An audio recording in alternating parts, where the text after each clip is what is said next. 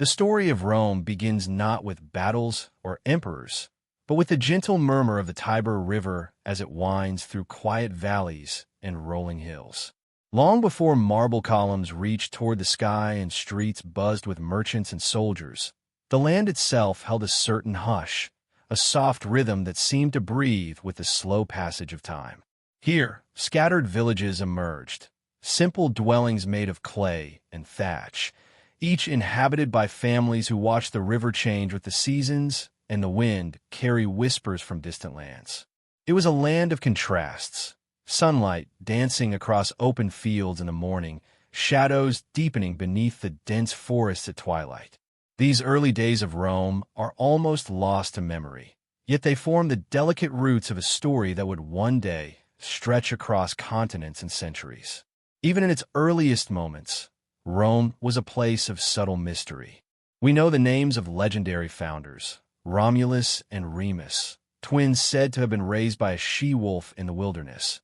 Yet the truth behind these tales is hidden, layered beneath centuries of storytelling and myth. Some say their story was meant to capture the spirit of the city, fierce, resilient, and destined to rise above hardship. As we imagine their steps along the riverbanks, it is easy to sense the quiet pulse of a civilization just beginning to stir. There is a serenity in these early tales, a calm before the storm of history, inviting the listener to drift gently into the flow of time, where every stone, every ripple in the water, holds a secret waiting to be discovered. The land itself seemed to shape the destiny of its people.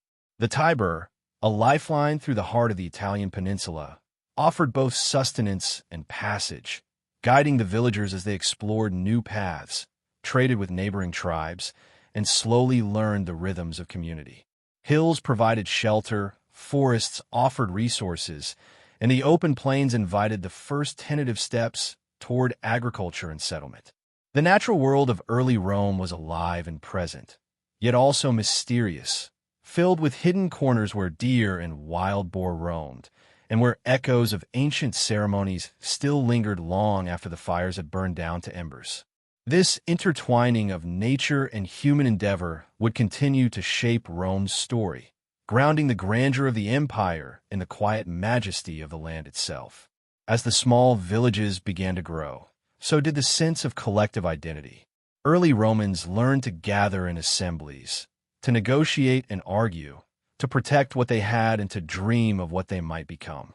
Slowly, these communities formed bonds that would eventually evolve into the first rudimentary forms of government. It is a subtle, almost poetic transformation, from simple families living by the river to a society capable of organization, debate, and shared purpose. The Republic was still centuries away, yet the seeds were planted here, in the soft soil of the Italian hills, in the steady rhythm of the river, in the quiet determination of people who sought to build something lasting, something that might whisper across time.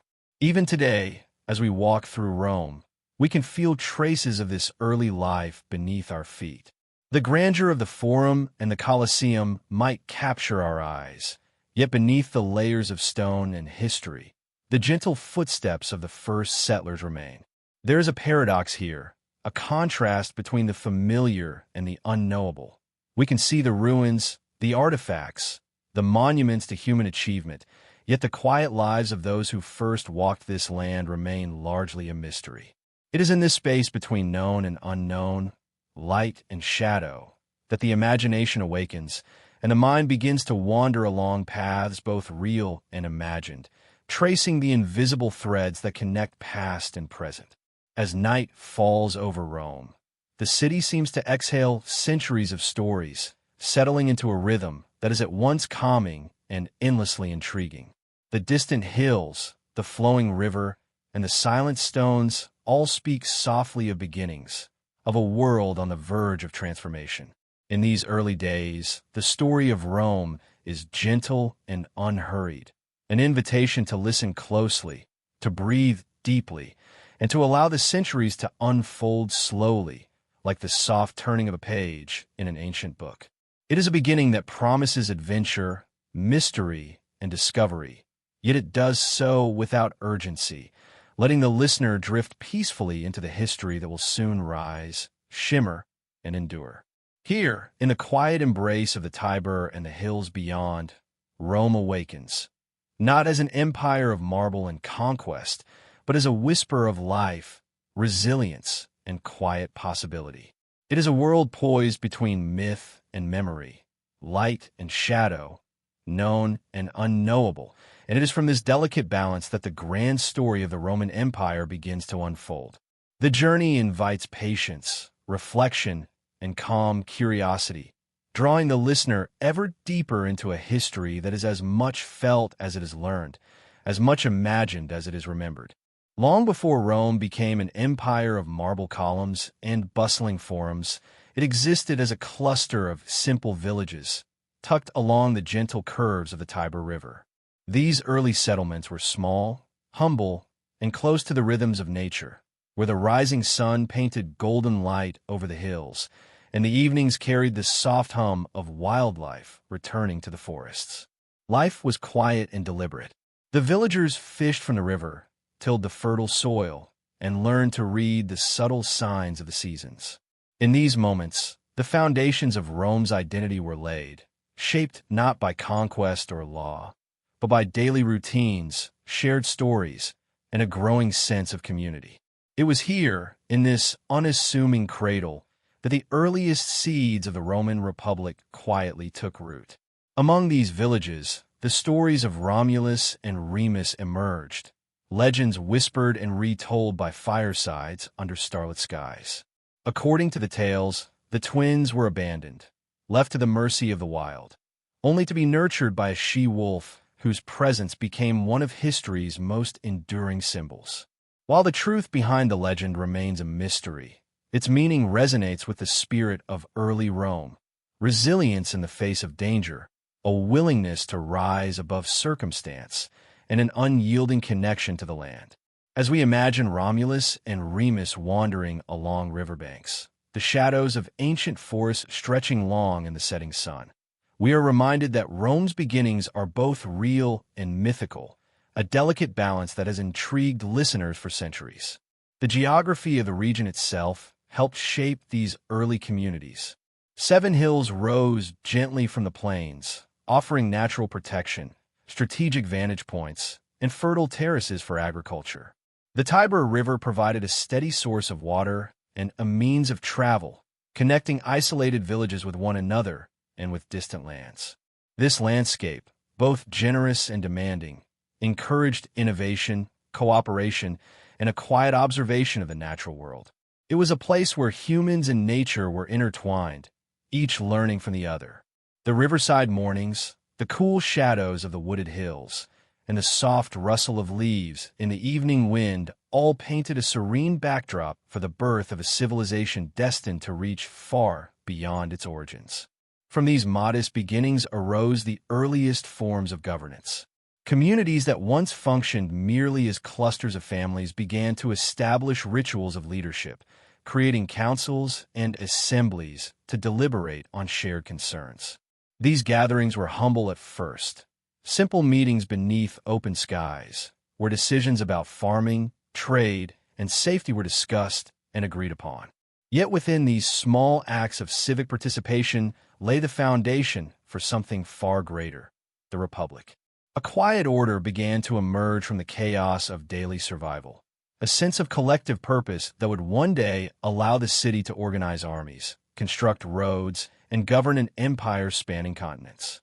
The tension between simplicity and ambition, between survival and vision, defined the early years of Rome, giving the city its first glimpses of both greatness and complexity.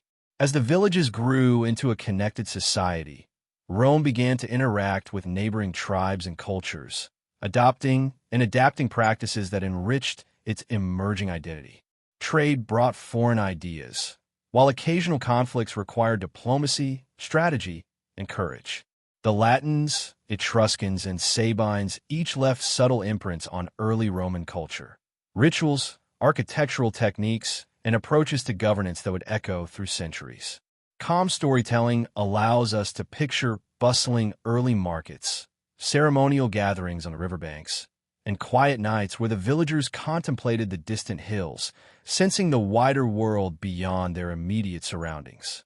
Even in these small interactions, the contrast between the known and the unknown shaped Rome's evolving character, planting the seeds of curiosity and ambition that would later drive the city toward conquest. Amidst these developments, Rome's early legends continued to inspire and mystify. The story of Romulus founding the city, of struggles with neighboring tribes, and of the divine omens guiding human action, all contributed to a collective imagination that blurred the line between history and myth. These tales were not simply entertainment. They were a way for the villagers to understand their place in the world, to frame their experiences within a larger, almost cosmic story. There is a soft poetry in imagining these early Romans listening to elders recount these stories under the stars, feeling the weight of time, and sensing that their lives were part of something enduring. It is this mixture of fact and mystery, light and shadow, that gives early Roman history its hypnotic quality. The establishment of rudimentary political structures was gradual and organic. As communities expanded, the need for organized leadership became apparent. Councils evolved into assemblies, and certain families, recognized for wisdom or bravery, assumed positions of authority. These early experiments in governance reflected the delicate balance between individual ambition and collective responsibility, a balance that would later define the Republic. Leaders were expected to protect the community, arbitrate disputes, and maintain harmony, yet the system was flexible enough to allow change, adaptation, and growth. This early political consciousness, born out of necessity and nurtured by the slow rhythm of village life, created a society capable of extraordinary endurance and transformation. Every corner of early Rome tells a story, even in its silences. The ruins that remain, subtle impressions on the land, and the lingering echoes of old rituals remind us that history is not only found in monuments, but in quiet persistence. Daily life was intertwined with the natural and supernatural. Crops, rivers, animals, and omens all carried meaning. The early Romans were observers, learners, and dreamers, and it is in this attentiveness that the city's earliest greatness took root. There is a quiet beauty in imagining these centuries, a gentle unfolding of human experience where patience and persistence laid the groundwork for centuries of achievement. By the time the Republic began to emerge, Rome was already a tapestry woven from myth, memory, and lived experience. The stories of Romulus and Remus, the lessons from neighboring cultures, the lessons of survival along the Tiber, and the slow development of governance all coalesced into a society ready to reach beyond its hills and rivers. This was a civilization aware of both its fragility and its potential, a community poised between light and shadow, myth and reality, known and unknowable. It is in this delicate equilibrium that the listener is invited to settle, to breathe, and to follow Rome as it moves gently toward the dawn of its republic. In the quiet of early mornings along the Tiber, one can imagine the villagers stepping out into golden fields, the mist hovering over the river, and the soft hum of life unfolding slowly and deliberately. This is the Rome that begins our journey, a place of possibility and quiet mystery, where each stone, each whisper of wind, carries the promise of a civilization that will one day stretch across the known world. And in this calm beginning, the stage is set for the Republic to rise, for power and ambition to intertwine, and for history to begin its long, gentle march toward the empire. The early Republic of Rome was a delicate experiment in balance and order. It was a society striving to maintain harmony between the ambitions of the powerful and the needs of the people, between tradition and innovation, between the familiar rhythms of village life and the vast possibilities of the wider world. The Senate, composed of respected elders and prominent families, guided the city with measured deliberation, while elected magistrates carried out decisions with care and precision. The Republic was not born of grand design, but of necessity, a response to the lessons learned from kings and conquest, from the subtle interplay of power and the ever-present desire for justice. In these first steps toward structured governance, Rome found both strength and tension, a duality that would shape its destiny for centuries. From the beginning, the Republic was defined by contrasts. The patricians, wealthy and influential, upheld the traditions of the city, preserving ceremonies, rituals, and ancient customs. The plebeians, the broader body of citizens, sought inclusion, fairness, and recognition of their contributions. This push and pull created a rhythm, almost musical in its repetition, as each side navigated the tensions of power, privilege, and responsibility. It was a society alive with negotiation, debate, and subtle intrigue, yet never so hurried or loud as to disturb the calm order of daily life. In the quiet of Roman streets, in the shadowed corners of the Forum, and along the gentle banks of the Tiber, these political dramas unfolded with a hushed, almost hypnotic persistence. The Republic was also a city in motion. Roads began to connect the hills and valleys, linking Rome to neighboring settlements and distant communities. Trade flourished as artisans, farmers, and merchants exchanged goods, ideas, and stories. Rome's growing network of commerce was a quiet pulse beneath the visible structures of law and governance, a rhythm that hinted at the city's potential to expand far beyond the confines of the Italian peninsula.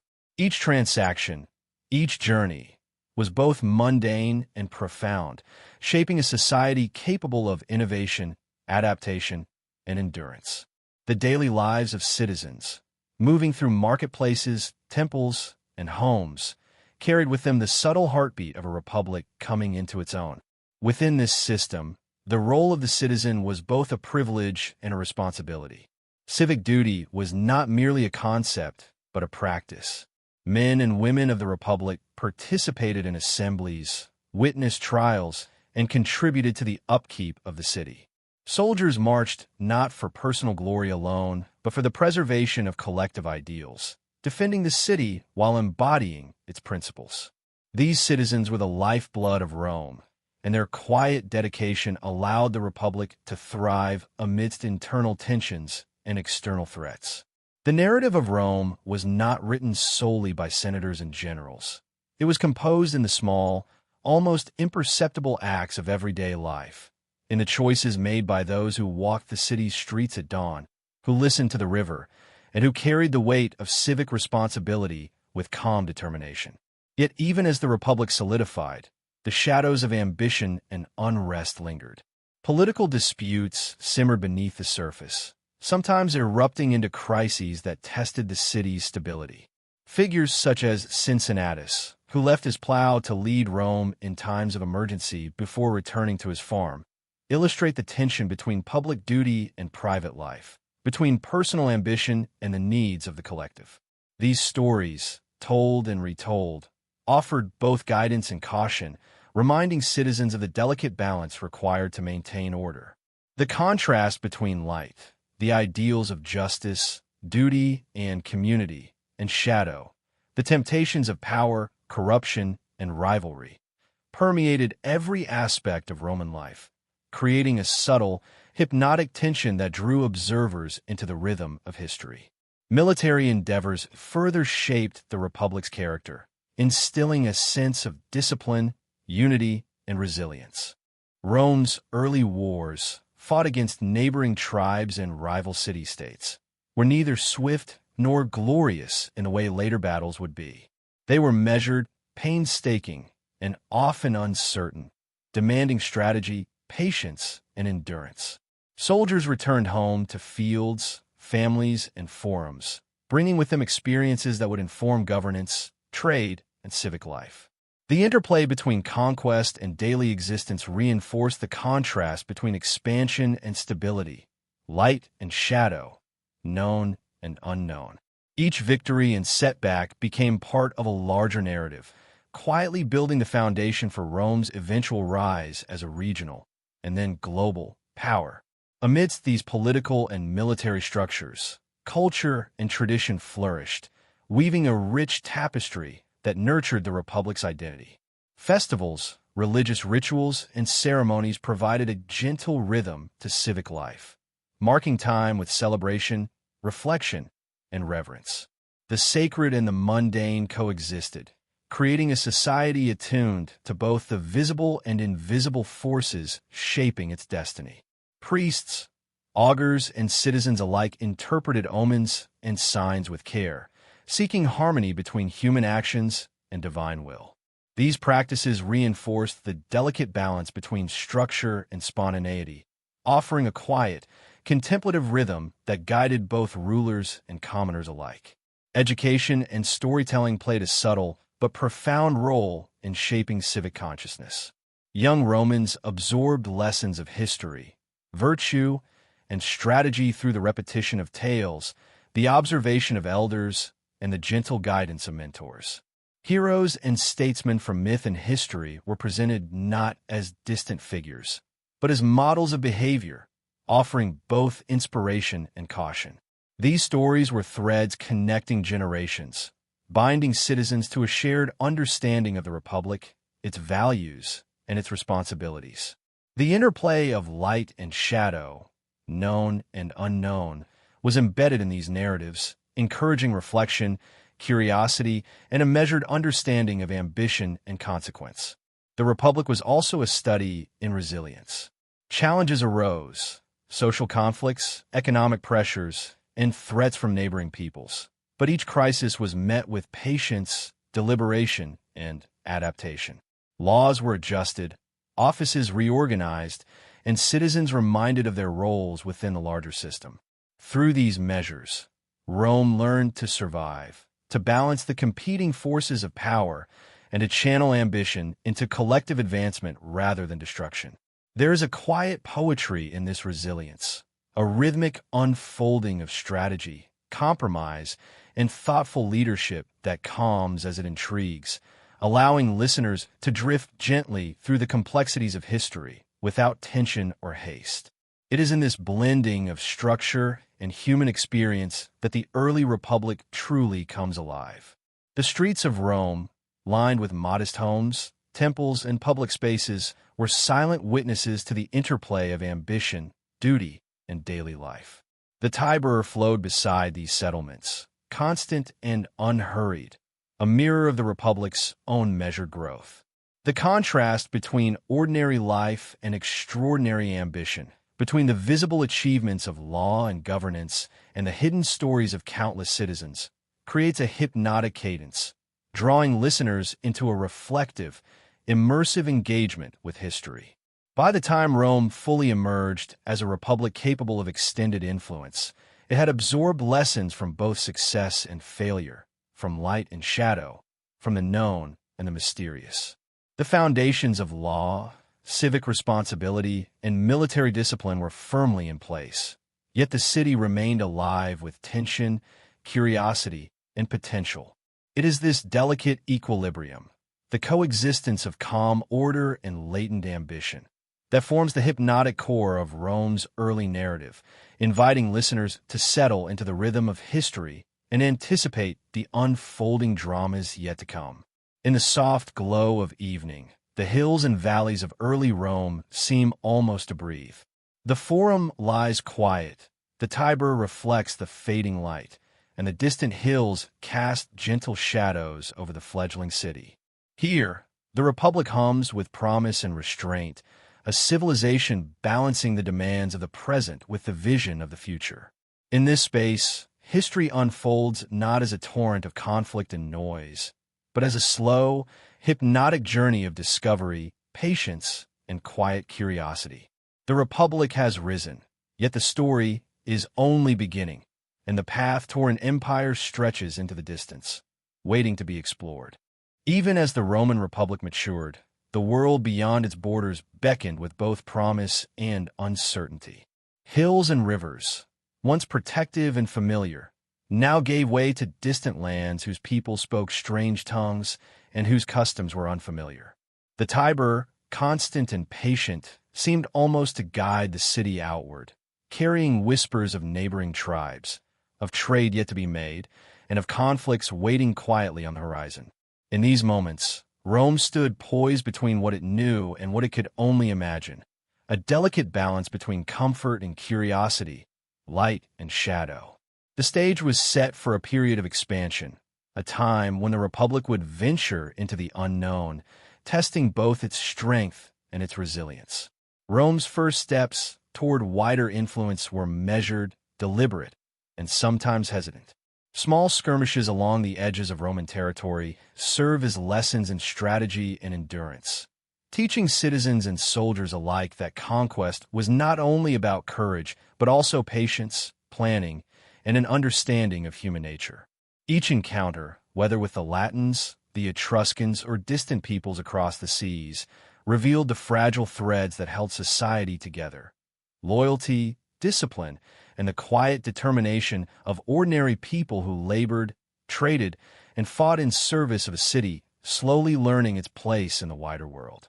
In these early conflicts, Rome learned not only the art of war, but also the subtle lesson that the known world was limited and that beyond it lay both opportunity and mystery. Trade and interaction with neighboring regions introduced new ideas and ways of life, subtly altering Rome's character even as it maintained its traditional foundations. Artisans, farmers, and merchants brought back knowledge of unfamiliar crops, new building techniques, and distant customs, each adding a layer of richness to the city's evolving culture. Roads, at first simple paths through forests and fields, began to extend further, connecting villages, towns, and eventually entire regions. These arteries of commerce carried more than goods. They carried curiosity, experience, and the quiet expansion of Rome's worldview. The city's growth was not loud or sudden, but steady, like a river carving its way through stone over centuries, shaping both the land and the people who moved along it. Yet for every opportunity, there was a challenge. Conflicts with neighboring powers, especially the powerful city of Carthage across the Mediterranean, hinted at the broader stakes of expansion. Carthage's dominance in trade and its military strength were known, yet much about it remained mysterious, wrapped in rumors, distant tales, and accounts from returning merchants and soldiers. The contrast between Rome's growing confidence and the unknown challenges beyond its borders created a quiet tension that propelled the Republic forward. Each campaign, each treaty, and each negotiation was a careful dance, a meditation on the fine line between ambition and overreach. The early Roman military reflected the same balance of caution and courage. Soldiers trained diligently, not merely for battle, but for endurance, strategy, and adaptability. Their campaigns, though sometimes harsh and uncertain, were guided by a calm understanding that success depended on more than brute force. Discipline, observation, and coordination became as important as courage, and through these efforts, Rome learned to extend its influence without losing the delicate social harmony that had sustained the Republic for centuries. The contrast between the known comforts of a city and the unpredictable world beyond lent these campaigns a quiet, contemplative rhythm, engaging both mind and imagination in the unfolding story. At the same time, the expansion brought a subtle shift in the Republic's identity. Citizens began to see themselves as part of a larger tapestry, a civilization capable of reaching far beyond the familiar hills and rivers of their homeland. Yet this outward gaze was tempered by reflection, a calm awareness of the fragility inherent in any venture into the unknown. The Republic's leaders understood that every step forward carried both reward and risk, light and shadow, certainty and mystery. In this way, Rome's early expansion became not only a story of conquest, but also a meditation on balance, resilience, and the interplay between ambition and prudence. By the time the Republic's reach extended across the Italian peninsula, the city had already changed in subtle, profound ways. The streets of Rome hummed with the quiet energy of commerce and civic life, but the minds and hearts of its citizens were increasingly drawn toward distant horizons. The contrast between what was familiar and what lay beyond, between the serenity of daily life and the tension of conquest, created a rhythm both hypnotic and calming. It is this gentle tension that allows the listener to drift easily into the story, to imagine the distant battlefields, the uncharted territories, and the quiet deliberations of leaders who understood that the Republic's destiny was tied as much to patience and reflection as to ambition and courage. In the soft evening light, one can almost picture Rome standing on the cusp of transformation. The hills and river remain steadfast, yet the city itself is reaching outward, attentive to both opportunity and risk, embracing the mysteries beyond its borders. These early steps into conquest and diplomacy are not told with urgency or alarm, but with calm, deliberate observation. The Republic is learning, growing, and preparing, its foundation secure, yet its ambitions quietly stirring. The stage is set for the stories of legendary figures, dramatic campaigns, and enduring changes that will follow, all unfolding with a rhythm that lulls the listener into reflection and anticipation. Among the figures who would shape the destiny of Rome, Julius Caesar stands out as both a man of remarkable intellect and a symbol of the fine line between ambition and consequence. He was a man who moved with confidence through the corridors of power, yet his story is steeped in mystery, whispers, and the soft shadows of uncertainty that history leaves behind. From his earliest days, Caesar demonstrated a restless curiosity, a desire to explore the world beyond the familiar hills and rivers of his homeland. Even as a young man, he was drawn to both the light of public life, the admiration of peers, the responsibilities of office, and the shadows of strategy, where careful planning and quiet cunning could change the course of events. It is this delicate interplay between visibility and subtlety, known and unknown, that makes Caesar's story so compelling. Caesar's early career was a careful balance of ambition, service, and study. He observed the workings of the Republic, learning from the victories and failures of predecessors, absorbing lessons from the Senate's deliberations and the tribulations of ordinary citizens. He moved through Rome's streets with a keen awareness of the city's rhythms, from the bustling marketplaces to the quiet halls of government. Each interaction, each observation, contributed to a growing understanding of power, not as a force to be wielded recklessly, but as a subtle current to be guided with skill. Even in the midst of political maneuvering, the young Caesar maintained a calm, deliberate approach, understanding that patience and timing were as vital as courage and insight.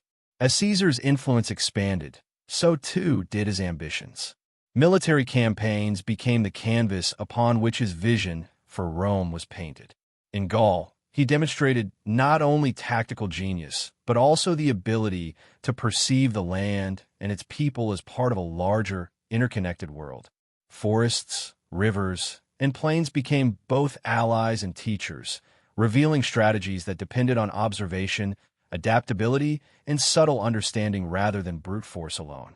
Battles were fought with precision and care, each decision reflecting a quiet mastery of both men and terrain. Through these campaigns, Caesar extended Rome's reach, bringing distant regions into a network of influence, trade, and governance, all while maintaining a sense of rhythm, order, and purpose. Yet alongside his public achievements, the man himself remained shrouded in both admiration and intrigue. Friends and enemies alike speculated on his motivations, his private thoughts, and the deeper currents guiding his actions. Was Caesar driven by personal glory, the desire to serve Rome, or some hidden ambition that only he fully understood? This duality, the man visible to the world and the man known only to himself, creates a gentle tension that draws the imagination, inviting the listener to wander through the quiet spaces between recorded history and conjecture. Shadows of mystery linger in every account, softening the edges of triumph and betrayal alike. The crossing of the Rubicon is perhaps the most famous moment in Caesar's life, yet is also one of the most reflective, symbolizing both action and contemplation. With this simple, irreversible step, Caesar committed to a path that would reshape the Republic, blending risk with foresight, determination with awareness of consequence. The phrase itself carries a hypnotic rhythm, a reminder that history often turns not with grand gestures alone, but with deliberate, thoughtful acts. In this moment, the tension between known and unknown, light and shadow, becomes palpable. The city waits, the people speculate, and Caesar moves forward, quietly aware of both peril and possibility. Caesar's time as dictator revealed the delicate balance between reform and authority. He introduced measures to stabilize governance, improve infrastructure, and address social inequalities, blending vision with pragmatism. Roads, aqueducts, and public works became physical representations of his understanding that enduring change must be grounded in the tangible rhythms of daily life. Yet alongside these accomplishments, there were whispers of unease, subtle signs that even great leadership could cast long shadows. The tension between the city's admiration and its fear of concentrated power remained ever present, a quiet thread woven into the fabric of Rome's story. One cannot recount Caesar's life without acknowledging the intricate human relationships that shaped it. Allies offered support, guidance, and companionship, while rivals plotted, observed, and waited in the shadows. Brutus, Cassius, and others would play roles both visible and hidden, their actions echoing through time with a gentle, unsettling resonance. These relationships remind us that history is rarely the story of a single individual. It is the sum of countless interactions, intentions, and decisions, both seen and unseen. The contrast between friendship and betrayal, loyalty and ambition, illuminates the human dimensions of power, offering the listener a sense of rhythm, tension, and quiet reflection that engages the mind even as it soothes the senses. Even Caesar's death, sudden and dramatic, is softened when recounted with calm attention to the broader flow of events. The Ides of March, so often dramatized in the telling of history, becomes in this gentle narrative a quiet turning point, a reflection on the fragility of life and the transient nature of human achievement. The streets of Rome, the corridors of the Senate, and the whispers of citizens all seem to pause, allowing time itself to fold upon the memory of a man who shaped the course of history. Shadows linger, but so too does the light of his reforms, campaigns, and ideas, blending in a rhythm that is both hypnotic and contemplative. Caesar's legacy is thus a study in contrasts. He was both man and myth, soldier and statesman, visionary and cautionary tale. His life demonstrates that ambition, when guided by observation, intelligence, and reflection, can create lasting influence. Yet even the most carefully measured paths are subject to the unpredictable currents of human nature.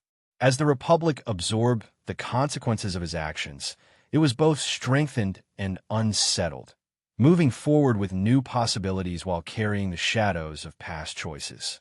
This interplay between light and dark, known and unknown, becomes a quiet meditation for the listener, inviting reflection on the nature of power, destiny, and the passage of time. In the calm of evening, imagining the streets of Rome, one can picture the echoes of Caesar's life lingering like a soft wind, brushing against the Forum, the riverbanks, and the hills beyond. His campaigns, decisions, and dreams blend into the enduring rhythm of the city, a reminder that history is as much about human presence as it is about monuments or events. Each stone, each ripple in the Tiber, carries memory, inviting the listener to follow the gentle flow of time, tracing the quiet pulse of ambition, triumph, and reflection. It is in this serene balance between achievement and mystery, between the tangible and the imagined, that Julius Caesar's story becomes more than history. It becomes a meditation, a calm journey through the currents of human endeavor. His life prepares the stage for the transformation of the Republic into an empire, for the slow rise of leaders who would shape continents and centuries. Listeners, gently immersed in this rhythm, can feel the continuity of time, the layering of decisions and dreams, and the quiet unfolding of events that will soon lead Rome into its greatest era of power and influence. The rise of Augustus marks the quiet, deliberate transformation of Rome from republic to empire, a shift that reshaped not only the city's structures and governance, but also the rhythm of life for its citizens. Born Gaius Octavius, he was a young man of careful observation and unyielding patience, quietly absorbing lessons from the turbulent years of civil war that followed Julius Caesar's death. While ambition stirred within him, it was tempered by a patient understanding that power, to endure, must be guided with subtlety, strategy, and a measured sense of timing. Augustus' genius lay not merely in conquest, but in the ability to harmonize chaos, to transform unrest into order, and to build a system that would endure long after his own footsteps faded from Rome's streets. The early days of his rise were shaped by shadows and uncertainty. Allies became rivals, enemies emerged from the most unexpected corners, and the Republic teetered on the edge of disintegration. Yet Augustus moved with a careful balance, a quiet awareness of both opportunity and danger. Through careful alliances, skillful negotiation, and occasional displays of decisive action, he gradually gathered influence, demonstrating that leadership is as much about perception and patience as it is about boldness. Every choice, every step, was calculated with an almost meditative attention to detail, as if the city itself were a vast chessboard, its people, senators, and soldiers each a piece to be guided with care. As Augustus consolidated power, he introduced reforms designed not only to stabilize Rome, but to weave a sense of unity and purpose throughout the empire. He reorganized the military, ensuring loyalty and discipline while creating a standing army capable of both defense and strategic expansion. Roads, aqueducts, and public works were constructed or restored, not as monuments to personal glory alone, but as instruments of cohesion, connecting distant provinces to the heart of the city. The forum, temples, and public spaces became sites of both administration and ceremony, blending practical governance with the enduring symbolism of Rome's greatness. In this, the light of Augustus' vision met the shadows of a fractured past, crafting a city poised for centuries of influence. Augustus was also a master of image and perception. Publicly, he presented himself as a humble servant of the Republic, a guardian of tradition rather than an ambitious ruler. Yet behind this careful facade lay a sophisticated understanding of power. Coins, statues, and inscriptions conveyed messages of continuity, stability, and divine favor, subtly guiding citizens' perception of his role. The contrast between his visible humility and the quiet authority he wielded reflects a rhythm of subtlety and strategy, one that draws the listener into the intricate dance between leadership and legacy. This balance between light and shadow, between public persona and private influence, becomes a thread that weaves through the story of Rome's transformation. The Pax Romana, which Augustus helped to initiate, represents a calm, measured flowering of the empire, a period where life, commerce, and culture could flourish under a watchful but unobtrusive hand. Citizens of Rome and distant provinces experienced relative stability, with trade routes secured, borders monitored, and administration standardized. The subtle hum of daily life, merchants at markets, farmers tending fields, children playing in courtyards, occurred against the backdrop of an empire that seemed, at least for a time, in perfect balance. Yet even amidst peace, there were whispers of tension, reminders that power, no matter how gently exercised, carries with it responsibilities and vulnerabilities. Augustus' achievement was to create an environment where light and shadow coexisted harmoniously, where progress was tempered by awareness of fragility. Religion and culture played a subtle but significant role in his consolidation of power. Augustus aligned himself with the divine, emphasizing connections to the gods and the sacred lineage of Rome itself. Festivals, ceremonies, and rituals were used not only to honor the gods, but to foster civic unity, to instill in citizens a quiet awareness of their place within a larger order. Temples, altars, and public spaces became conduits of both spiritual and civic life, reminding Romans that their city was guided by principles larger than individual ambition. This interplay of the seen and unseen, of tradition and innovation, reflects the hypnotic rhythm of Augustus' leadership, inviting the listener to appreciate both the grandeur and subtlety of his achievements. His personal qualities, patience, intelligence, and adaptability, allowed him to navigate a landscape filled with both opportunity and peril. He understood that authority must be earned as much as it is exercised, and he cultivated loyalty through gestures both public and private, through rewards, recognition, and the careful management of human relationships. Senators, generals, and citizens alike learned to align themselves with his vision, not through fear alone, but through a quiet sense of trust and respect. In this, the narrative becomes more than political history. It is a meditation on the rhythms of human interaction, the subtle dynamics of influence, and the ways in which calm leadership can transform both cities and civilizations. Augustus' reforms also reached into the personal and social spheres.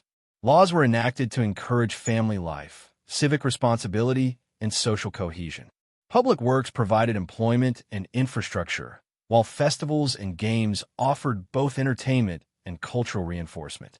In every measure, Augustus blended pragmatism with vision, ensuring that the empire's growth was matched by the care of its citizens' lives and the preservation of its values. The contrast between past instability and present order, between human frailty and structured governance, create a gentle tension that captivates and soothes, drawing the listener into a slow, reflective engagement with history. The transformation of Rome under Augustus was not immediate nor always visible. It unfolded quietly, in the rhythms of administration, in the construction of roads and aqueducts, and in the subtle gestures of authority that guided daily life. Yet this careful, almost imperceptible work laid the foundations for an empire that would endure far beyond his lifetime. The light of his vision illuminated the city's structures, institutions, and culture, while the shadows of the past and the fragility of human endeavor remained a quiet, persistent presence. This duality, the harmony of achievement and the recognition of impermanence, creates the hypnotic, reflective tone that defines Rome at the dawn of empire. Even in the soft evening, one can imagine the city under Augustus' guidance. The Tiber reflects the fading light, marble and brick gleaming in the sun's last rays. Citizens walk through temples and forums, their lives unfolding in quiet continuity. The distant hills and roads hum with movement and trade, connecting the heart of Rome to the provinces beyond. All of this is held together by the invisible hand of leadership, patient and deliberate, balancing the ambitions of the city with the needs of its people. The calm, immersive rhythm of life reflects the subtle genius of Augustus, who understood that an empire's greatness depends as much on harmony and order as on conquest and power. In this gentle unfolding, Rome transforms before the listener's imagination, from a city born of republic into the beginnings of empire, guided by vision, strategy, and reflection. Augustus' legacy is a reminder that great change is often quiet, deliberate, and measured, that the light of achievement is enhanced by the shadows of caution, and that the rhythm of history is composed not only of dramatic events, but of subtle, persistent effort. The dawn of the empire under Augustus invites contemplation, reflection, and a serene immersion into the centuries of influence that lie ahead, setting the stage for the stories of expansion, culture, and human endeavor that will follow.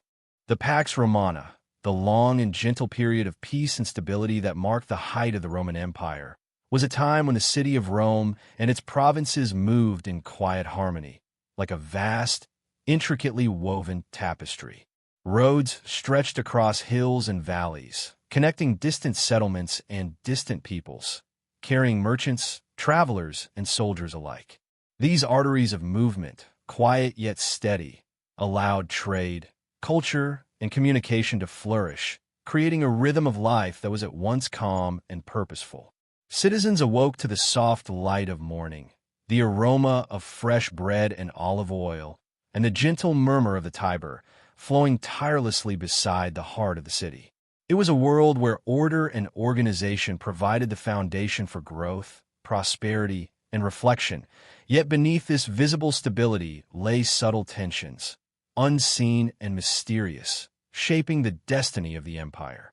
At the heart of Rome, the Forum stood as a symbol of civic life and human achievement.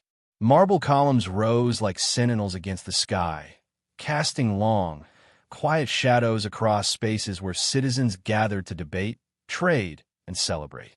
Temples, adorned with intricate carvings, glimmered in the sunlight, their silent stones speaking of both divine favor and human ingenuity. Here, the contrast between light and shadow, seen and unseen, was as tangible as the city itself. The grandeur of architecture reflected human ambition, while the quiet spaces between the columns held mystery, reflection, and the faint echoes of conversations long past. The Forum was more than a physical space. It was the heartbeat of an empire, a place where order, culture, and imagination coexisted in a delicate balance that soothed as much as it inspired. Life in the provinces echoed this rhythm of stability. From the rolling hills of Gaul to the sunlit plains of Egypt, citizens and subjects alike participated in the quiet hum of daily existence. Farmers tended crops with patience and care, traders moved goods along paved roads, and artisans crafted objects both practical and beautiful. Each action, though seemingly small, contributed to the seamless functioning of an empire that spanned continents. Yet even in these tranquil moments, the unknown loomed. Distant lands beyond the horizon, foreign peoples whose customs and intentions were only partially understood, and the ever-present awareness that the peace of Rome depended upon vigilance, foresight, and subtle management. This interplay between certainty and mystery, light and shadow, gave life to the Pax Romana, a hypnotic cadence, both soothing and endlessly engaging to the imagination. The empire's military, while largely at rest during this period, remained a quiet force, disciplined and vigilant, a reminder that stability was not permanent but maintained through careful balance. Soldiers patrolled roads, protected borders, and trained with precision, their presence almost invisible yet essential to the enduring order. The calm of peace was not absence, but careful orchestration, a gentle tension that underscored the fragility of harmony. In this way, the contrast between serenity and preparedness created a rhythm both reflective and immersive, drawing listeners into a deeper understanding of the empire's invisible structures, the quiet foundations upon which its prosperity rested. Governance during the Pax Romana was marked by subtlety, continuity, and careful attention to detail. Emperors and administrators oversaw provinces with a combination of authority and accommodation, balancing local traditions with the needs of the empire as a whole. Laws were enforced consistently, yet flexibly, ensuring stability while allowing room for adaptation. Infrastructure projects, from aqueducts and roads to forums and public baths, connected communities physically and socially, creating a shared sense of purpose and identity across vast distances. In every measure, Rome exemplified the gentle art of management, a calm orchestration of diverse peoples, landscapes, and resources, creating an environment in which life could proceed with both rhythm and reflection. Culture and education flourished in this atmosphere of stability. Literature, philosophy, and art were not only expressions of individual creativity, but also reflections of the empire's values, aspirations, and collective memory. Public readings, theaters, and libraries offered spaces for contemplation and intellectual growth, while monuments and inscriptions preserved history for future generations. The arts, like the city itself, existed in a balance of light and shadow, blending the tangible achievements of human hands with the intangible currents of thought, imagination, and reflection. Citizens could wander the streets and forums with a sense of belonging, aware that they were part of something enduring, yet also invited to explore, wonder, and dream. Trade and commerce extended this rhythm into distant corners of the empire. Ships moved across the Mediterranean, carrying grains, wines, and silks, while caravans traversed deserts and mountains, linking Rome to lands that seemed almost otherworldly in their distance and mystery.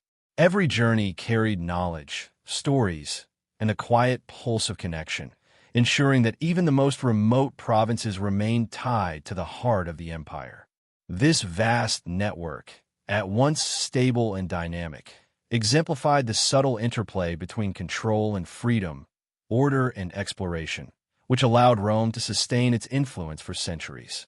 The Pax Romana was also a time of reflection and contemplation, a period in which citizens and leaders alike could consider the lessons of history, the fragility of power, and the enduring rhythms of human endeavor. The quiet flow of life, the measured pace of work and ritual, and the gentle passing of seasons all contributed to a meditative environment, one that encouraged introspection as much as activity. In this way, the empire was not merely a political or military entity, but a living, breathing organism, composed of countless individuals, interactions, and choices, each contributing to the harmony and subtle tension that defined the era. Even at the height of Rome's glory, subtle shadows lingered beneath the marble facades of temples, forums, and villas. The Pax Romana, while a time of peace and prosperity, was not without its hidden tensions and quiet vulnerabilities. Emperors ruled with authority, yet beneath their careful management, the delicate threads of governance, loyalty, and tradition were constantly tested. In the streets of Rome, merchants traded and citizens moved with calm purpose. Yet distant provinces carried whispers of unrest, and the vastness of the empire itself concealed complexities that even the most attentive rulers could not fully control. It was in this interplay of brilliance and fragility, light and shadow, that the true story of Rome's endurance and its impending challenges began to emerge. The contrast between appearance and reality was a constant theme.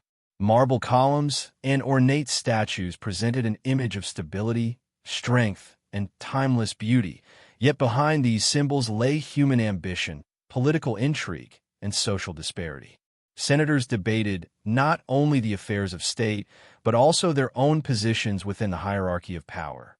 Generals returned from distant campaigns bearing both victories and unspoken rivalries. Even the everyday lives of citizens reflected subtle contradictions: prosperity and poverty, luxury and restraint, freedom and obligation. These contrasts created a quiet tension that, while imperceptible to many at the time, foreshadowed the challenges that would eventually ripple through the empire. Economic pressures also began to cast long shadows over Rome's foundations. The maintenance of roads, aqueducts, and public infrastructure required vast resources, while the expansion of trade and the need to secure distant provinces demanded increasingly complex administration. Taxes and levies, necessary for sustaining the empire, weighed on citizens and provincial subjects alike, creating quiet undercurrents of discontent. The rhythms of daily life, once predictable and serene, now carried the subtle hum of financial strain, reminding all that even an empire of extraordinary reach is dependent upon careful stewardship and the cooperation of countless individuals. Cultural and social tensions added another layer to these hidden shadows. Rome's success drew people from far-flung lands, each bringing customs, beliefs, and expectations that differed from traditional Roman ways. While this diversity enriched the empire, it also required careful management, negotiation, and adaptation. The coexistence of multiple cultures within a single political structure demanded attention and subtlety, and even minor oversights could ripple into unrest. In this way, the light of Rome's achievements was intertwined with the shadows of complexity, creating a rich, hypnotic tension that gives the listener both fascination and reflection. Military and political strains, though often unseen, quietly influenced the city's stability. Emperors relied on the loyalty of legions stationed across distant borders. Yet distant provinces could be unpredictable, and ambitious generals sometimes posed challenges to authority. Intrigue within the Senate, disputes over succession, and personal ambitions all simmered quietly, like undercurrents beneath a placid river. Even as citizens enjoyed festivals, markets, and the beauty of public spaces, the machinery of empire required constant vigilance, delicate negotiation, and foresight. The empire's survival depended not merely on conquest or administration, but on the quiet orchestration of human relationships, alliances, and discipline, an intricate balance that could be disrupted by ambition, mismanagement, or unforeseen events. Religion and ritual, long sources of unity and stability, could not entirely mask these tensions. Priests, augurs, and citizens participated in ceremonies intended to maintain harmony between divine will and human action. Yet these acts were also reminders of the fragility of order. Omens, celestial signs, and the interpretations of spiritual leaders could sway public opinion, influence political decisions, and subtly guide the course of events. The rhythm of faith, both calming and unpredictable, underscored the constant presence of mystery in a world otherwise governed by law, structure, and reason.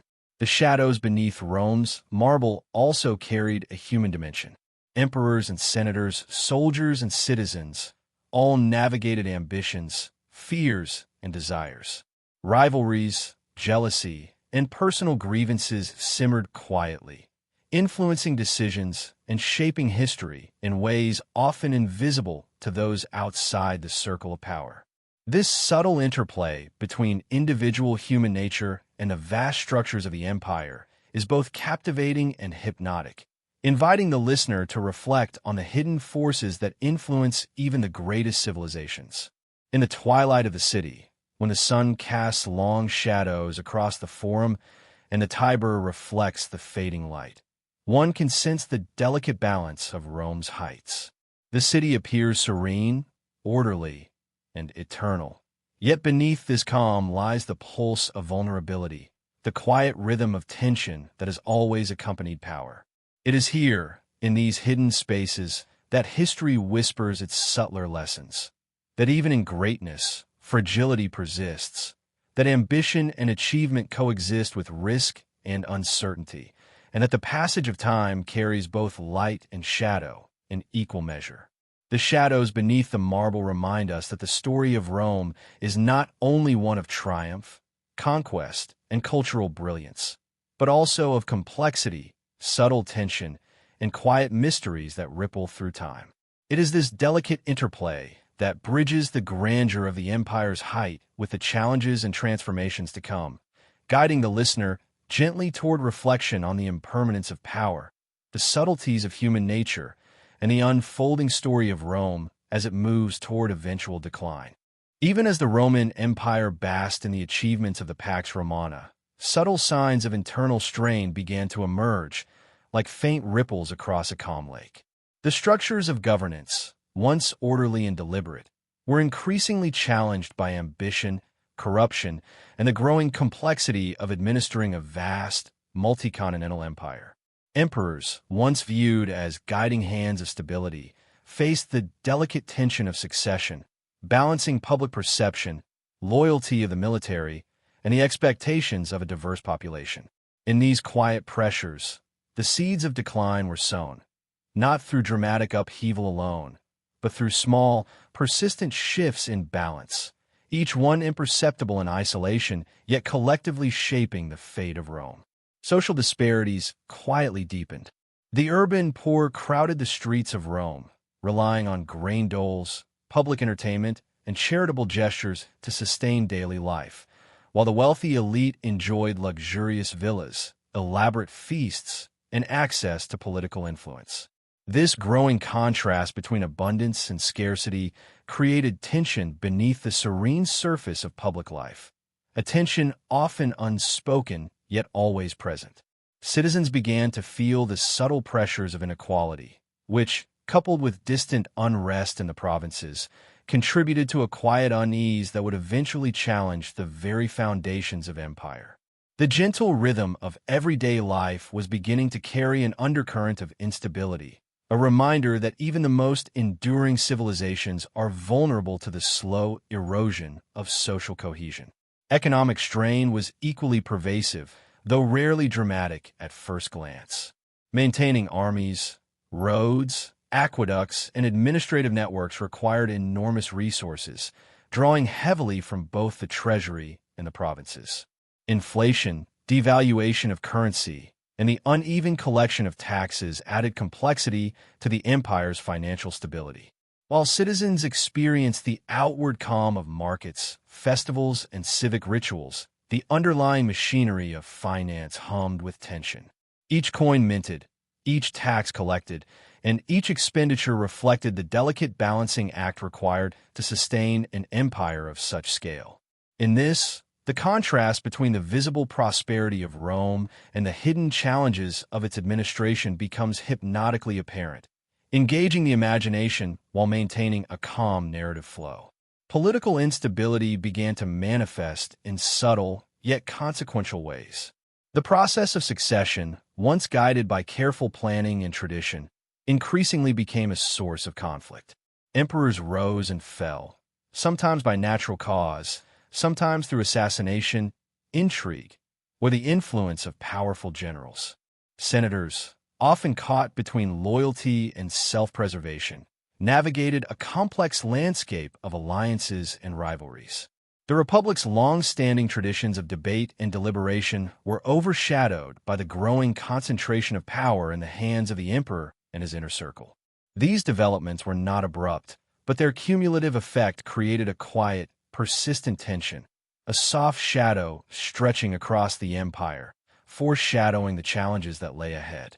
Military pressures added another layer to this quiet instability. While the Pax Romana had established relative peace, the empire's borders were vast and difficult to manage. Legionnaires stationed in far-flung provinces faced harsh climates, unfamiliar terrain, and unpredictable neighbors. Loyalty, once assured by discipline and shared purpose, became increasingly contingent on pay, recognition, and the charisma of commanding generals. Small revolts, incursions, and border skirmishes, often contained and quiet, were early signs of cracks in the empire's otherwise imposing structure. The contrast between the outward calm of city life and the hidden pressures at the edges of the empire creates a rhythm of tension and anticipation, drawing the listener into the deeper currents shaping Rome's trajectory. Cultural and religious diversity, once a source of enrichment, began to introduce new complexities. The vast empire encompassed peoples with varying languages, traditions, and spiritual practices.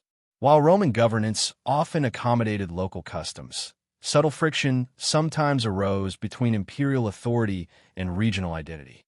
The management of these tensions required careful attention, diplomacy, and sometimes force, revealing the delicate equilibrium necessary to maintain cohesion. It is in this interplay of diversity and unity that the empire's subtle vulnerabilities become apparent, providing a hypnotic undercurrent to the otherwise serene narrative of Rome at its height. Corruption, though often quiet and insidious, further eroded the foundations of stability. Local governors, tax collectors, and officials occasionally prioritized personal gain over public service, siphoning resources and undermining trust.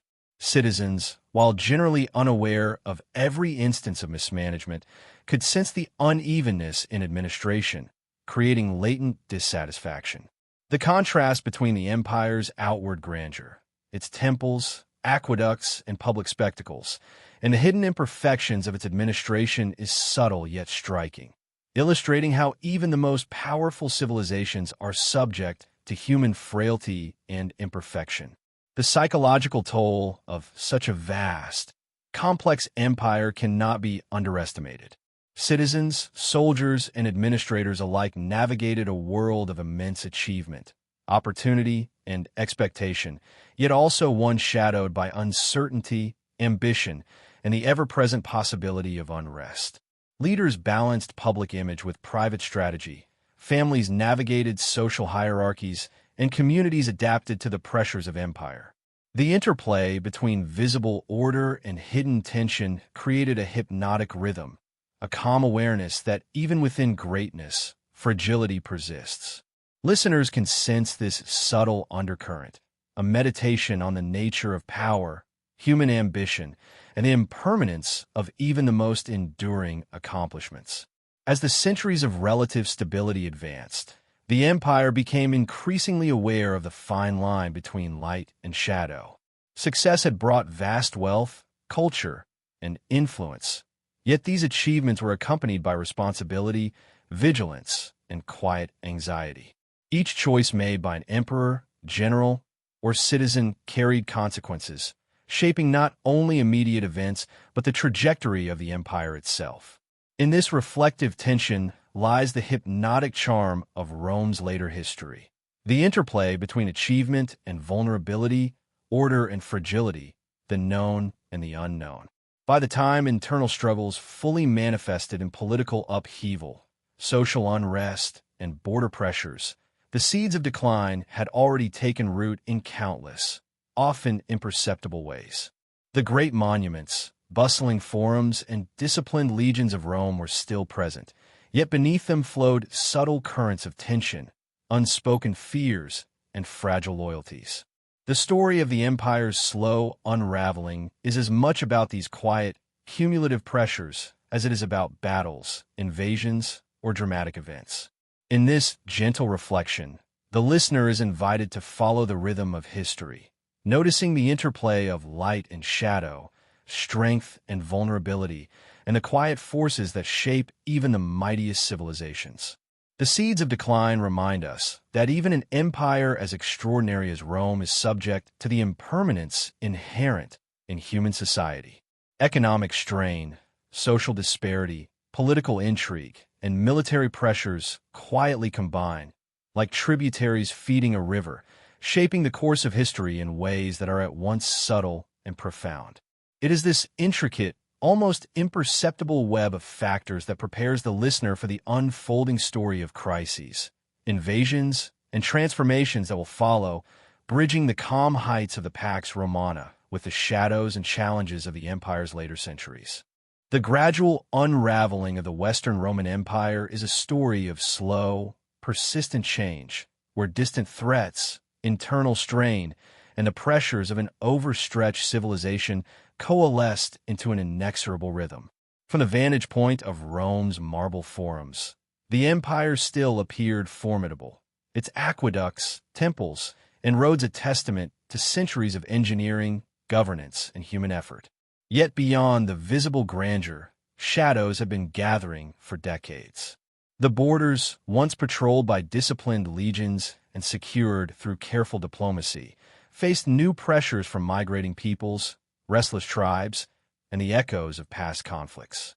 This tension between the serene heart of the empire and the unrest at its edges created a hypnotic cadence, a gentle pulse of anxiety beneath the calm surface, signaling that the empire's stability was fragile and increasingly precarious. The tribes and peoples once held at a respectful distance began to move with purpose and necessity. Visigoths, Ostrogoths, Vandals, Huns, and Franks. Each name evokes both mystery and the inexorable pressure of change. Their movements were rarely sudden or chaotic at first. Rather, they followed subtle patterns influenced by climate, resource scarcity, and the shifting currents of power in neighboring regions. Rome's military, though still disciplined and formidable, was stretched thin across vast territories, requiring generals and governors to make delicate decisions about where to defend, where to negotiate, and where to retreat. The empire's vastness, once a symbol of strength, now magnified the difficulty of maintaining cohesion, creating a rhythm of tension and reflection that underlies the narrative of decline. Economic strain intertwined quietly with military and social pressures. Maintaining legions in distant provinces, paying for fortifications, and ensuring the smooth flow of goods across hundreds of miles of roads required ever-increasing resources. Inflation, diminishing returns from provincial taxes, and reliance on mercenary forces introduced vulnerabilities that eroded Rome's internal cohesion. Markets still thrived in the heart of the city, and citizens continued to enjoy festivals, baths, and public entertainment. Yet beneath this everyday life lay the subtle hum of financial strain and administrative complexity. In these quiet pressures, the seeds of instability became tangible, creating a contrast between the visible prosperity of the empire and the fragile mechanisms that maintained it. The invasions themselves unfolded gradually, a measured series of encounters that tested the empire's resilience. Some groups, like the Visigoths, sought refuge within Roman borders, negotiating settlement in exchange for loyalty and tribute. Others, such as the Huns, moved with unstoppable force, their campaigns leaving ripples of fear and uncertainty in their wake. Each interaction required delicate diplomacy, careful defense, or sometimes retreat, as the empire learned that brute strength alone could no longer guarantee security. The interplay between diplomacy and force, known strategies and unpredictable challenges, created a rhythm of suspense and reflection as the empire navigated these pressures with both caution and necessity. Internal fragmentation added another subtle layer to the decline. Local governors, sometimes more loyal to their own power than to the central authority, managed provinces with uneven effectiveness. Rival generals and ambitious politicians exploited unrest, personal ambition, and factional disputes, creating quiet tensions that further weakened cohesion. Even as the city of Rome retained its grandeur and sense of continuity, the peripheral provinces faced instability that slowly eroded the empire's ability to respond as a unified force. The contrast between the calm, ordered heart of the empire and the simmering uncertainties at the edges illustrates the delicate balance between light and shadow, order and chaos that defined this period. Cultural shifts played a subtle but influential role. As the empire expanded, incorporated, and assimilated new peoples, traditions and customs blended, sometimes harmoniously, sometimes tensely. Roman identity, once strongly defined by shared citizenship, language, and ritual, began to adapt and fracture under the pressures of diversity and distance. Local practices, beliefs, and languages persisted alongside Roman law and culture, creating a patchwork civilization that was rich and complex, yet increasingly difficult to govern uniformly. This layering of cultures introduced both beauty and challenge, a hypnotic tension that underscores the nuanced nature of Rome's decline. The sack of Rome in 410 by the Visigoths was a moment both dramatic and symbolic, though it unfolded with a quiet inevitability rather than sudden chaos. The city, for centuries the epicenter of governance, culture, and imagination, witnessed the intrusion of foreign forces that disrupted the rhythms of daily life. Temples, markets, and public spaces were affected, and the psychological impact on citizens resonated far beyond the physical damage. Yet even in the midst of this profound disruption, life continued in measured rhythm. Merchants rebuilt, families adapted, and the mechanisms of governance persisted in diminished but functional form. The contrast between the shock of invasion and the resilience of human continuity highlights the gentle cadence of history, where disruption and adaptation intertwine. The following decades were marked by continuing pressure from multiple fronts. Vandals, Ostrogoths, and other groups established kingdoms on former Roman territory, often negotiating, settling, and at times clashing with remaining Roman authorities. Administrative centers shifted, military campaigns were prolonged, and the once unified empire gradually fragmented into regions with distinct leadership, identities, and vulnerabilities. In this process, the Western Empire's decline was less a single dramatic collapse and more a steady, measured erosion of central authority, a quiet fracturing of systems that had once seemed unshakable. The contrast between the remaining splendor of Rome and the emerging powers on its borders creates a reflective tension, drawing listeners into the immersive rhythm of historical transformation. Even as the Western Empire faltered, the Eastern Roman Empire, later known as Byzantium, retained stability and continuity. The contrast between East and West illustrates the complexity of decline, not as a universal collapse, but as a series of regional adjustments, responses, and adaptations to political, economic, and military pressures. In the West, cities shrank, trade routes shifted, and local powers rose to fill vacuums. Yet the rhythms of governance, culture, and memory persisted, offering a gentle reminder that decline does not erase history, but transforms it, layering shadow and light, known and unknown, into a new narrative of continuity and change. The fall of the Western Roman Empire in 476, marked by the deposition of the last emperor, Romulus Augustulus, is often cited as a dramatic endpoint. Yet within the gentle, reflective cadence of history, this moment is less a sudden cataclysm than a natural culmination of centuries of slow change. Structures, institutions, and cultural practices persisted, adapted, or evolved, leaving a legacy that would influence Europe for centuries. The Tiber continued to flow past the Forum. Temples and basilicas still reflected the sun's light, and the city's memory endured in stories, laws, and architecture. In this way, the fall of the empire becomes a meditation on impermanence, adaptation, and the enduring presence of history itself. The invasions and ultimate decline of the Western Roman Empire reveal a pattern that is both gentle and hypnotic. A civilization at its height, stretched thin by ambition and necessity, facing challenges at its edges, and responding with resilience, adaptation, and quiet human determination.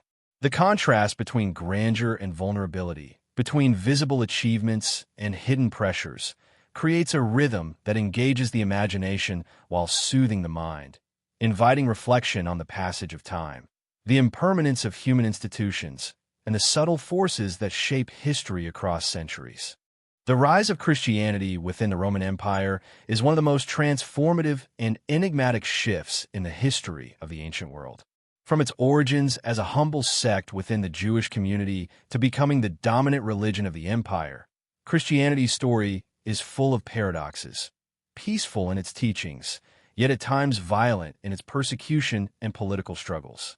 This section focuses on the subtle yet profound transition from paganism to Christianity and the complexities surrounding it. In the early years of the Roman Empire, Christianity was seen as a threat to the established social and political order. The Roman Empire, with its deeply ingrained pagan traditions, was built on a foundation of polytheism, where emperors were often deified and worshipped as gods. This created a significant conflict with the monotheistic teachings of Christianity, where worship of any other deity was seen as sacrilegious. The Christians' refusal to honor the imperial cult and their insistence on worshiping a single, unseen God made them prime targets for persecution. The persecution of Christians in the early centuries was both systematic and brutal. Emperors like Nero and Diocletian enacted severe measures against Christians, accusing them of undermining the fabric of Roman society. Christians were arrested, thrown to the lions in the Colosseum, and executed in the most horrific ways. These dark moments in Christian history are marked by the contrast between the peaceful teachings of Christ and the savage retribution they provoked from the Roman state. Yet, in the face of such oppression, Christianity began to grow. What started as a small, persecuted movement among the lower classes began to spread, particularly in the cities, where its promise of salvation and eternal life resonated with a population burdened by the chaos of Roman life. Despite centuries of persecution, the message of Christianity found fertile ground within the empire. This was in part due to the social and cultural upheaval of the Roman world. The vast empire, which stretched from the British Isles to the Middle East, was plagued by internal corruption, economic instability, and military overreach.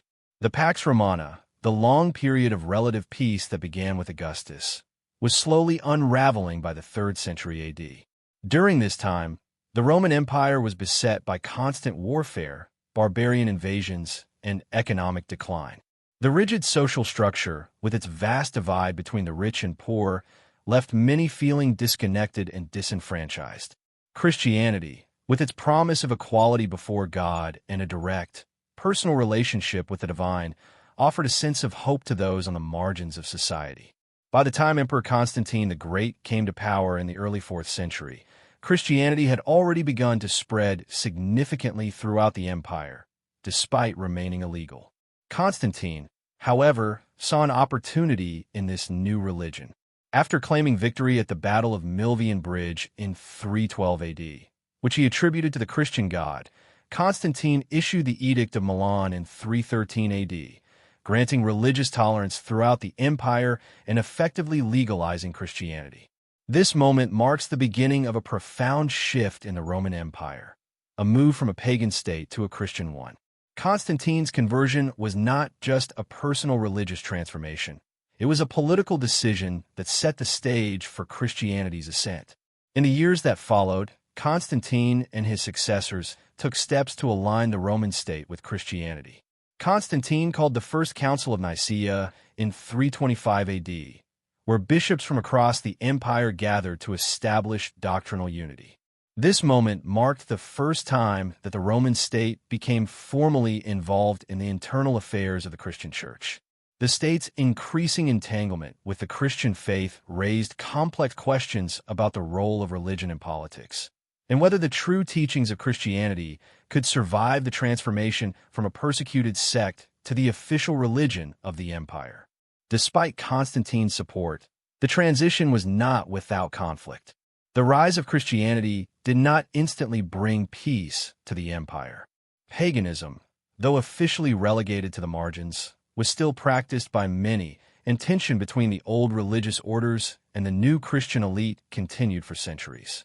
The eventual formalization of Christianity as the state religion under Theodosius I in 380 AD, who issued the Edict of Thessalonica declaring Christianity the official religion of the Roman Empire, sealed the fate of paganism.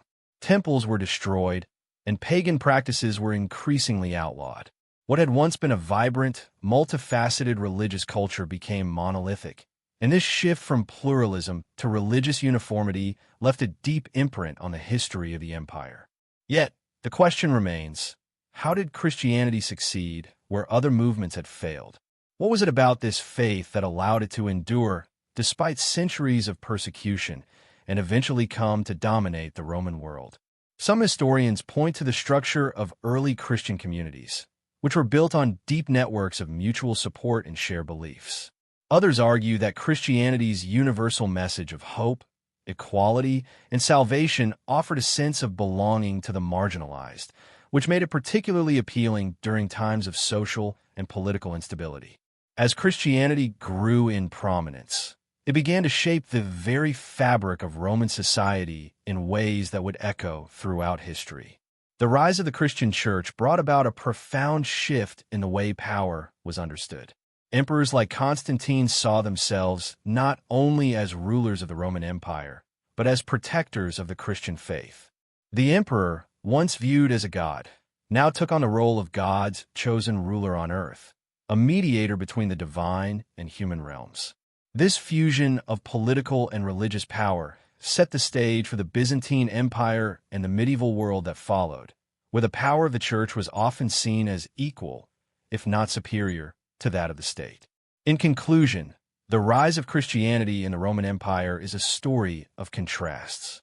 It is the story of a small, persecuted faith that gradually became the dominant religion of the greatest empire the world had ever known. It is a story of suffering and resilience, of political maneuvering and spiritual transformation. And in the end, it is a mystery.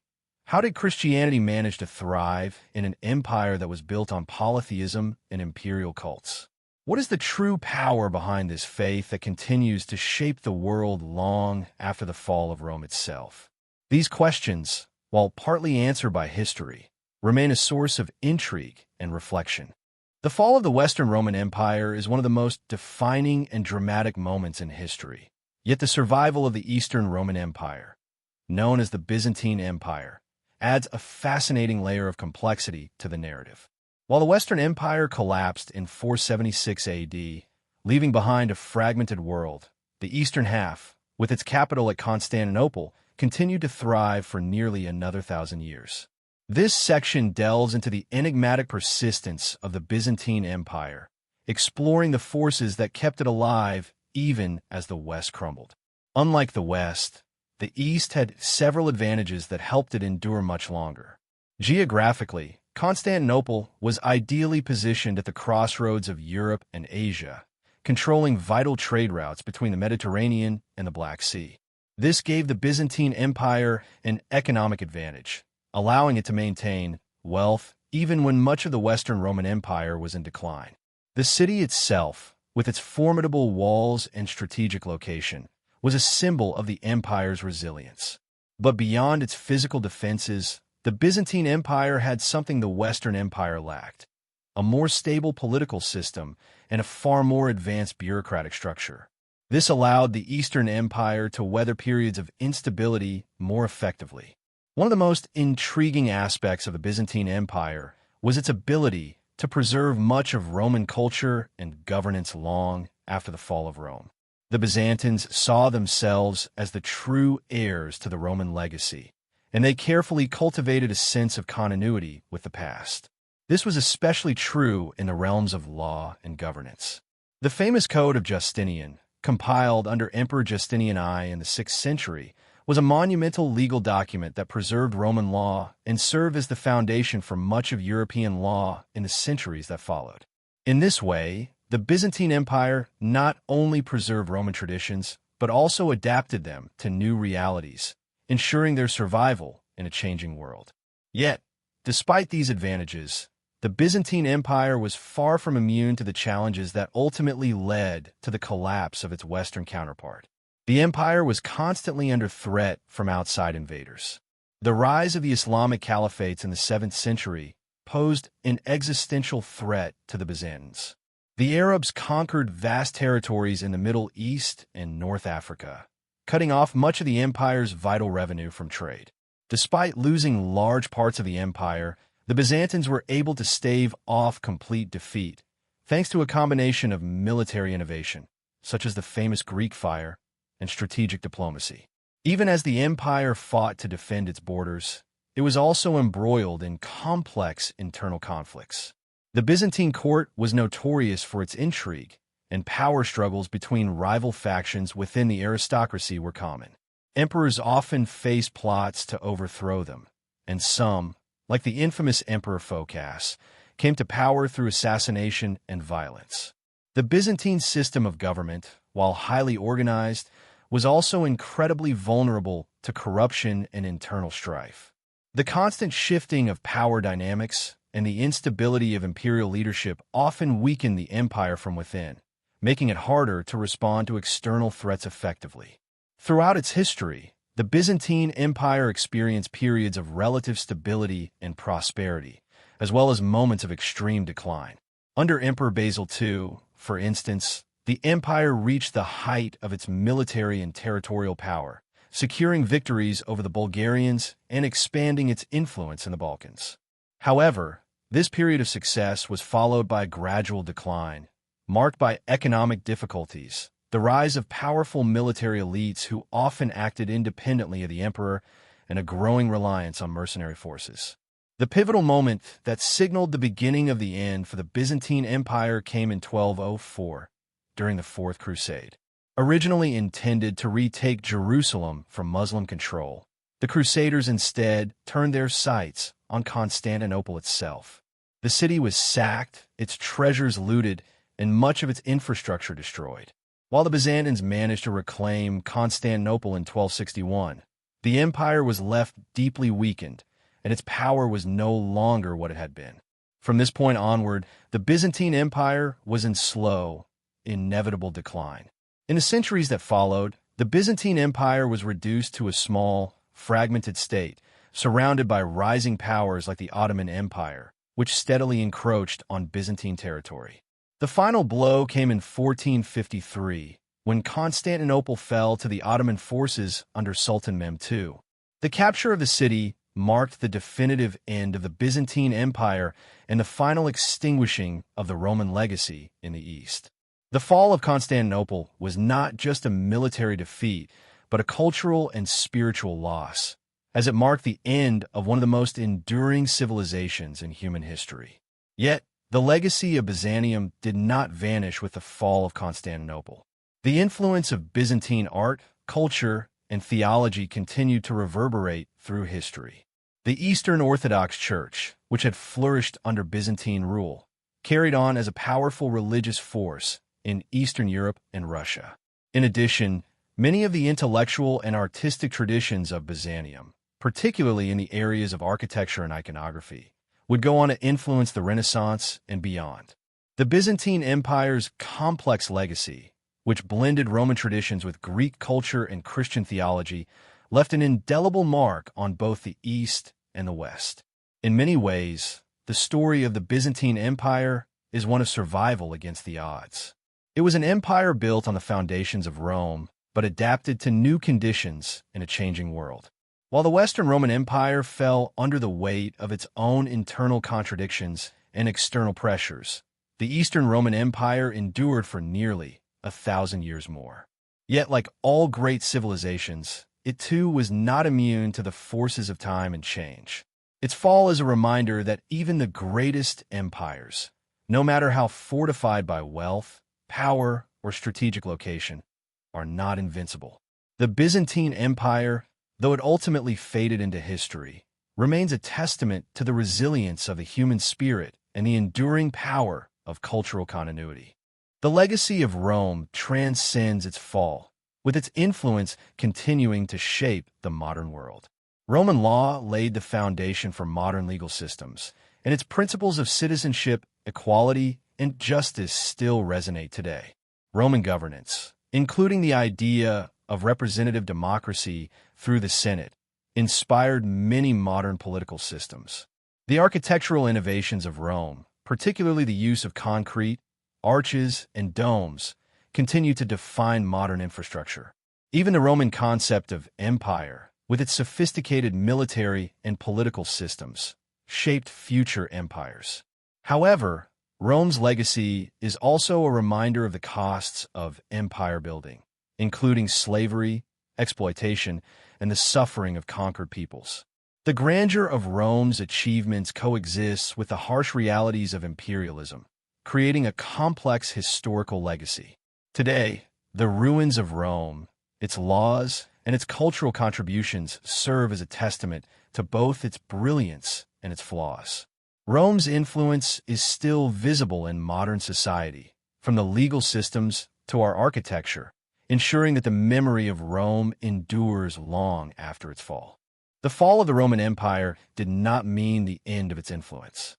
In the aftermath, Europe was fragmented, and new kingdoms arose from the ruins of the empire. Though initially marked by chaos, this period saw the preservation of Roman knowledge by the Christian Church, which acted as a bridge to the Middle Ages. The feudal system emerged, and new political and social structures began to form, influenced by Roman models. Rome's roads, laws, and architectural styles survived, becoming the foundation for future development. Meanwhile, the Byzantine Empire, the Eastern Roman Empire, continued to preserve and protect Roman traditions. While Rome fell, its cultural and intellectual legacy persisted, and its influence was carried forward into the Renaissance, proving that even after the empire's collapse, its essence was far from gone. As we reach the final chapter of this journey through the history and legacy of the Roman Empire, it is worth reflecting on the broader questions raised by the rise and fall of one of the greatest civilizations the world has ever known. The story of Rome is not just a tale of military conquests, imperial ambition, and political intrigue. It is a mirror through which we can examine the nature of human civilization itself. What does the rise of Rome teach us about human ambition and the drive for power? What can we learn from its fall? And how do these lessons apply to our own time? In this closing reflection, we ponder these questions and look ahead to the future, considering how the memory of Rome continues to shape the modern world. The first thing to note is the remarkable ambition and resilience that characterized the Roman Empire. The Romans were able to build an empire that spanned across 3 continents, uniting diverse peoples and cultures under one banner. Their vision of a unified world was bold and unprecedented. It was built upon a foundation of military might, but also on ideas about law, governance, and citizenship that were advanced for their time. The Roman dream of a world united under a single, just, and orderly empire was something few could have imagined before they achieved it. It was a vision that spurred the Romans to push the boundaries of what was possible, both geographically and politically. They created infrastructure, systems of governance, and institutions that were meant to last for centuries. And for many, they did. However, as the history of the Roman Empire shows us, no civilization, no matter how powerful or grand, is immune to the forces of time. The fall of the Roman Empire is a reminder that all empires face inevitable challenges: internal strife, external threats, economic pressures, and the ebb and flow of human ambition. Rome, at its peak, was a symbol of strength and stability. But in the end, it was also vulnerable to the very forces that had allowed it to grow so large. Overexpansion, reliance on a fragile political system, and an inability to adapt to changing circumstances. The fall of Rome does not simply mark the end of an empire, but the end of a way of life that had defined the ancient world. In many ways, the collapse of Rome serves as a cautionary tale, one that reminds us that no civilization, no matter how great, is invulnerable. The collapse of Rome, however, was not the end of history. In fact, it marked the beginning of a new chapter, one that would lead to the rise of new powers and civilizations. From the ruins of Rome came the rebirth of ideas and institutions that would shape the course of human history. The Middle Ages, though often viewed as a time of darkness, were also a time of profound transformation. The preservation of Roman knowledge by the Christian Church, the development of feudalism, and the eventual emergence of the Renaissance all trace their roots back to Rome. In this sense, the fall of Rome was not a total loss. While the political entity of the Roman Empire disintegrated, the ideas, values, and traditions that Rome had championed were not erased. Instead, they were passed down, transformed, and adapted by new generations. The ideas that had once defined Roman civilization continued to evolve, influencing the future of Europe and the world. One of the most enduring aspects of Rome's legacy is the concept of law. The Romans understood that a great empire could only function if it had a unified system of laws. Their legal innovations, such as the idea of just civil or civil law, which provided a framework for governing relations between citizens, have influenced legal systems around the world. The Roman concept of citizenship, which gave people rights and responsibilities within the empire, has also had a lasting impact on modern notions of citizenship and human rights. These Roman ideals of law and governance continue to shape the political systems and legal structures of many countries today. In a world where the rule of law is often taken for granted, it is important to remember that these ideas were first developed by the Romans. The memory of Rome has also been preserved through the physical remnants of its once great empire. The ruins of Roman cities, roads, and aqueducts still stand as a testament to the Romans' engineering ingenuity.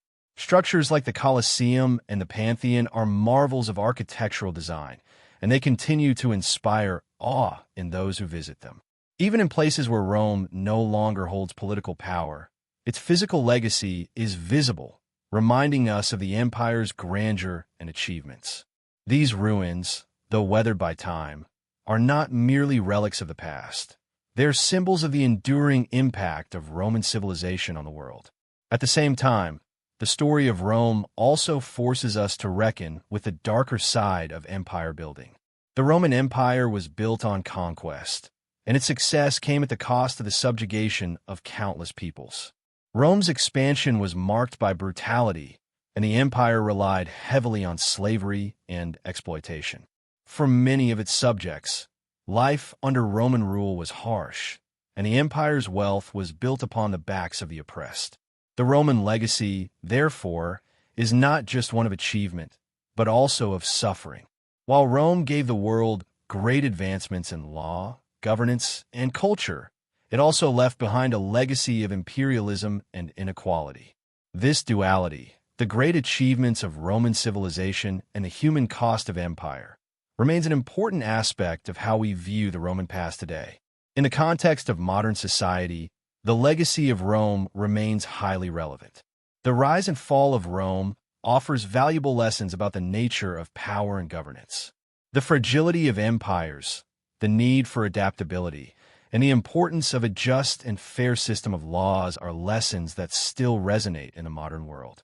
As we look to the future, we must recognize that the challenges Rome faced, political corruption, economic inequality, and external threats, are not confined to the ancient past.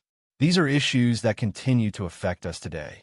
The collapse of Rome serves as a reminder that even the greatest civilizations can fall if they fail to address their internal weaknesses or adapt to changing circumstances. Furthermore, the story of Rome's decline and eventual transformation also speaks to the resilience of humanity. Even as the Roman Empire crumbled, new ideas, new institutions, and new societies emerged from its ashes. The Dark Ages that followed were not the end of human progress, but a time of reinvention and renewal.